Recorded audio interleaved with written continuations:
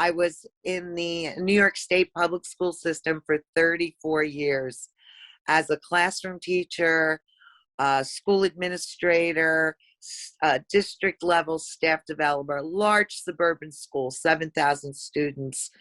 But I always taught graduate school.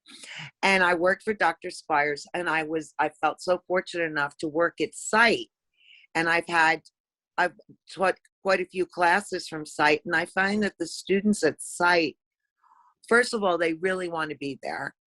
And the amazing part is that there are some career changers, and that's really, that's difficult. Not difficult. I have a true understanding, and I try to put myself in their shoes, especially if they've never been in education. I mean, I had one student who was in the restaurant business, but you can find similarities because you're dealing with people. If a student emails me, they were like totally in shock that I would email them immediately, because I understand that, especially if you're unsure. And with this COVID, it's very difficult because you can't meet with them face to face.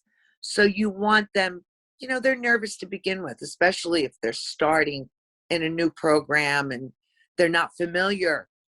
There are many students that I've had at site that are in the field of education, but you have to try as a professor or as a teacher in general to have an understanding of where all students are coming from and meet their needs.